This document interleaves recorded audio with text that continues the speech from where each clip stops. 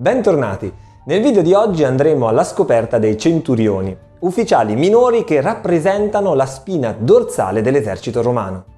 Per comprendere il ruolo del centurione è però necessario capire come è strutturata una legione. Prendiamo come periodo la fine della Repubblica e gli inizi dell'epoca imperiale. Una legione conta circa 5.000 uomini e il reparto base è rappresentato dal contubernium, un gruppo di 8 uomini che vivono assieme in una tenda. Unendo 10 contuberna otteniamo una centuria, comandata da un centurione. E raggruppando 6 centurie, ecco che abbiamo una coorte.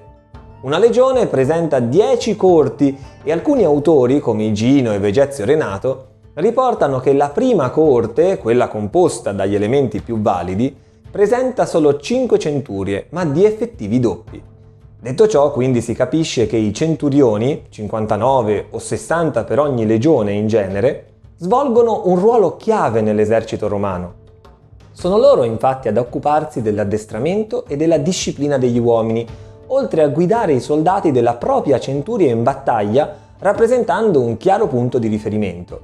In epoca repubblicana sono scelti principalmente in base al coraggio dimostrato sul campo, mentre in epoca imperiale, oltre al valore, possono accedere anche grazie allo status sociale, magari sono figli di notabili o di membri dell'ordine equestre.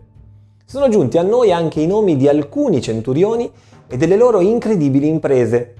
Cesare, nel De Bello Civili, ci racconta, ad esempio, il coraggio di Marco Cassio Sceva durante la battaglia di Durazzo nel 48 a.C. Nel forte quasi nessuno rimase illeso e 4 dei centurioni dell'ottava corte persero la vista. Contarono davanti a Cesare circa 3.000 frecce lanciate contro il forte. Sullo scudo del centurione Sceva furono trovati 120 fori. Cesare, come ricompensa per quanto fatto per lui e per lo Stato, gli donò 200.000 sesterzi e lo promosse da centurione dell'ottavo ordine a centurione primipilo. Cesare parla di ottavo ordine e primipilo, ma cosa significano questi termini? Sono i ranghi dei centurioni all'interno della legione. Partendo dalla 10ª coorte e arrivando alla seconda, troviamo questi gradi che riprendono il nome dal vecchio esercito repubblicano. In ordine crescente la carriera parte nella 10ª coorte con il decimus a status posterior e prosegue con la status prior, il princeps posterior e poi quello prior e via dicendo per accedere alla 9ª coorte e arrivare infine alla prima. Nella prima coorte i gradi sono invece questi che vedete a schermo e quello più importante è il primus pilus, che ha potere sulla propria centuria e sull'intera coorte e può partecipare al consiglio di guerra del generale. Nel caso precedente, Sceva ha saltato quasi tutta la trafila per meriti speciali.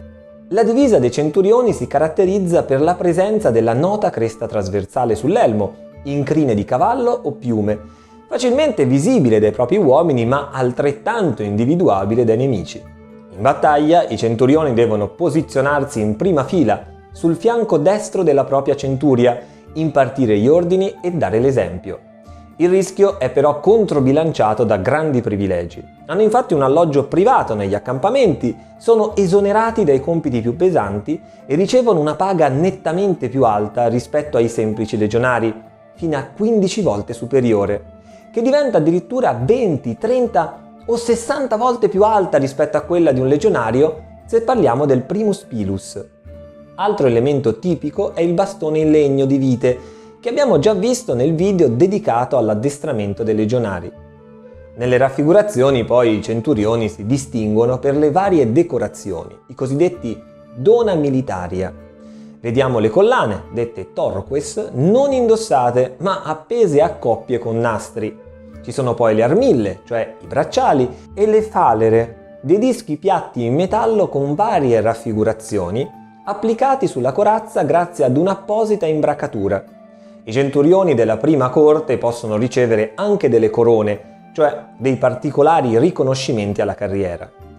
Un centurione che ha ottenuto il titolo di primus pilus può continuare la carriera nell'ordine equestre, raggiungendo l'ambita carica di praefectus castrorum, cioè responsabile del campo della legione, in ogni suo aspetto organizzativo e finanziario.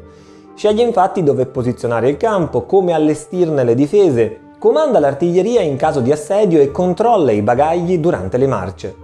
In Egitto invece, dove non sono presenti ufficiali di rango senatorio, il Praefectus Castrorum corrisponde al comandante di legione con il titolo di Praefectus Legionis.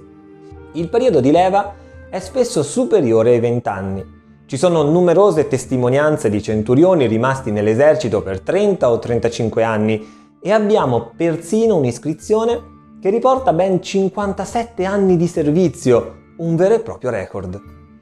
Siamo giunti alla fine anche di questo video. Io vi ringrazio e come sempre vi chiedo di mettere un mi piace, un commento o di condividere il video così da far crescere ulteriormente questo canale. A questo punto vi saluto e vi do appuntamento al prossimo viaggio. Arrivederci!